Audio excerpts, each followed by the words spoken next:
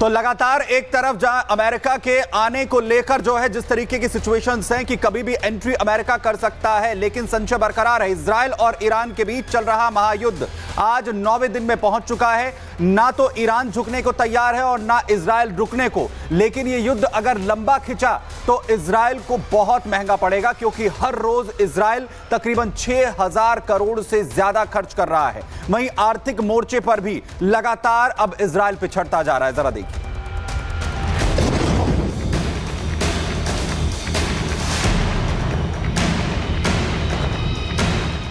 Iran में तबाही का तूफान लाने पर आमादा इजराइल की मिसाइलें।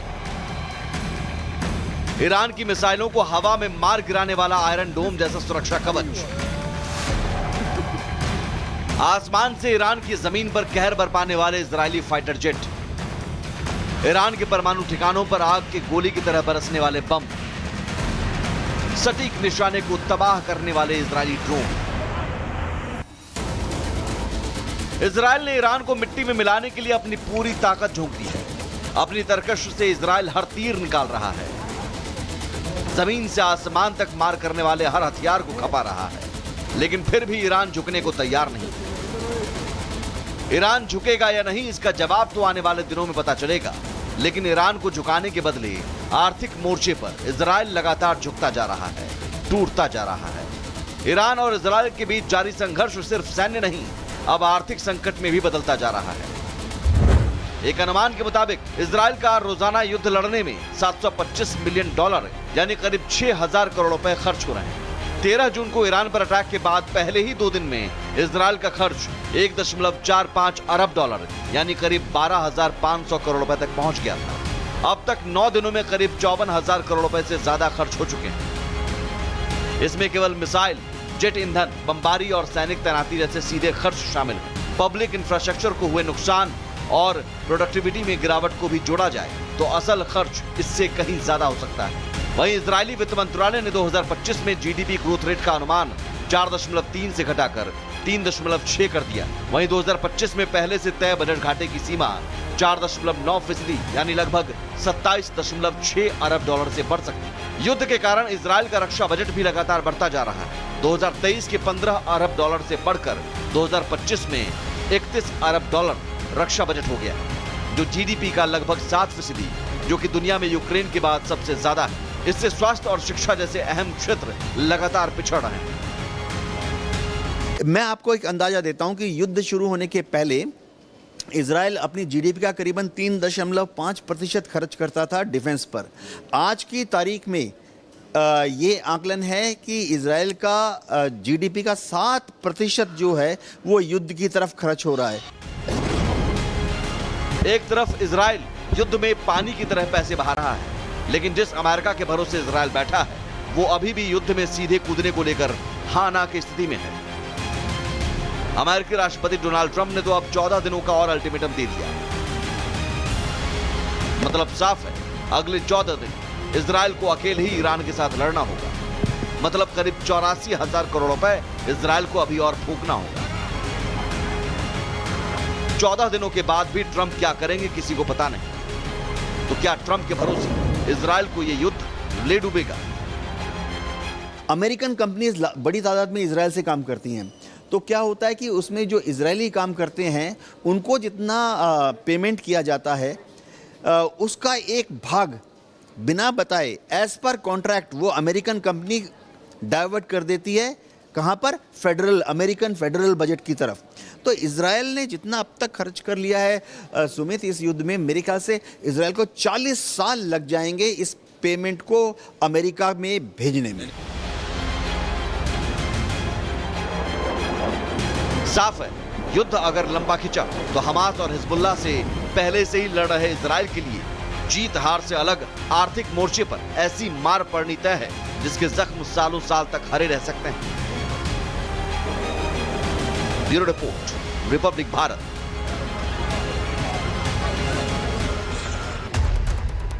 और अब ईरान के एक ऐसे परमाणु ठिकाने के बारे में हम आपको बताएंगे जिस पर अटैक करना नामुमकिन बताया जा रहा है। ईरान के फोर्डो परमाणु ठिकानों के बारे में आप ये जान लीजिए कि ये ठिकाना इतना महफूज आखिरकार क्यों बताया जा रहा है। दरअसल पहाड़ी के भीतर 300 फीट गहराई में ये मौजूद है जिस पर अटैक करना मुश्किल है। लोकेशन ऐसी है कि सामान्य बम से इसे ध्वस्त नहीं किया जा सकता है। 5 सुरंगों को काटकर बंकर नुमा ये सेंटर बनाया गया है। 9 परमाणु बम बनाए जा सकते हैं इस सेंटर में, जो जानकारी है 27,000 से ज्यादा सेंट्रीफ्यूज इसमें चलते हैं। जो जानकारी मिल रही है 60% तक संवर्धित यूरेनियम का भंडार यहां पर मौजूद है। 233 किलो तक यूरेनियम 3 हफ्तों में तैयार किया जा सकता है। इसी के साथ ये जानकारी हम आपको दे रहे हैं कि आखिरकार 233 किलो तक यूरेनियम 3 हफ्तों में तैयार हो सकता है और इस पर हमला कर पाना मुश्किल है। अगली खबर के लिए रुक करते हैं सुमित का। और वहीं ईरान के 17 परमाणु वैज्ञानिकों के लगातार जिस तरीके से टारगेट पर है इजराइल के, तो वहीं बड़ी जानकारी ये कि ईरान के 17 परमाणु वैज्ञानिकों के मारे जाने का दावा यहां पर अब किया जा रहा है। 17 परमाणु वैज्ञानिकों को ढेर कर दिया गया है। ये बड़ी जानकारी आपको यहां पर दे रहे हैं क्योंकि लगातार इजराइल जो है वो बड़े हमले कर रहा है। इजरायली मीडिया ने कई वैज्ञानिकों को लेकर ये दावा किया है। इजरायली मीडिया ये दावा कर रहा है कि 17 परमाणु वैज्ञानिक जो हैं वो मार गिराए गए हैं। इजराइल के हमले में इन ईरान के वैज्ञानिकों के मारे जाने का दावा जो है वो इजरायली मीडिया में किया जा रहा है। दरअसल लगातार ईरान के जो वैज्ञानिक हैं परमाणु, वो निशाने पर हैं इजराइल के।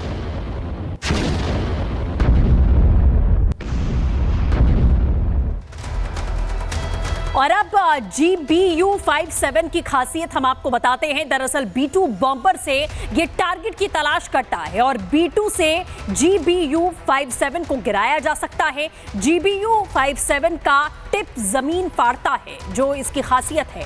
जमीन के नीचे तेज धमाका होता है और भारी तबाही यहां पर देखी जाती है। तो युद्ध में किस तरीके के घातक हथियारों का इस्तेमाल यहां पर हो रहा है, आप ये देख सकते हैं कि GBU-57 कैसे पाताल तक पहुंचता है। इसकी खासियत आपने देखी है। अगली खबर के लिए रुक करते हैं सुमित का।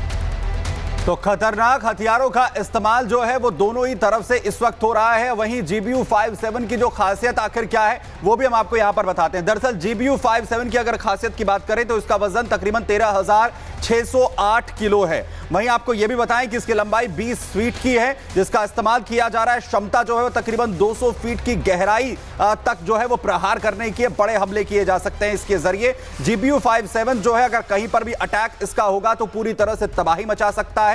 और फोर्डो जिस तरीके से यह कहा जा रहा है कि परमाणु क्षेत्र है, परमाणु प्लांट है, जिसको ध्वस्त करने की पूरी कोशिश जो है वो इजराइल और अमेरिका की तरफ से हो रही है। वहीं इसी बीच बड़ी खबर आपको बताएं कि इजराइल में भी ईरान के 40 ड्रोन गिराने का दावा। इजराइल ने ईरान के 40 ड्रोन को जो है वो गिराया है। बड़ी खबर यह भी कि 13 जून से अब तक ईरान ने 1000 से ज्यादा ड्रोन दागे हैं। 470 ड्रोन को इजराइल ने गिराने का दावा यहां पर किया है। एक के बाद एक हमले जिस तरीके से हो रहे हैं ईरान की तरफ से, तो वहीं इजराइल उन हमलों को भी ध्वस्त करने की पूरी तरीके से कोशिश कर रहा है। और वहीं ईरान की तरफ से बड़ी संख्या में ड्रोन अभी तक दागे गए हैं। 1000 से ज्यादा ड्रोन 13 जून जब हमलों की शुरुआत हुई थी तब से अब तक दागे जा चुके हैं।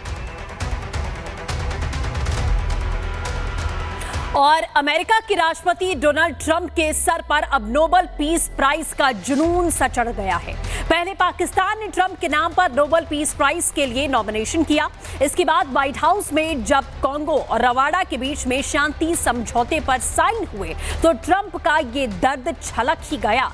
कैसे, दिखाते हैं इस रिपोर्ट में।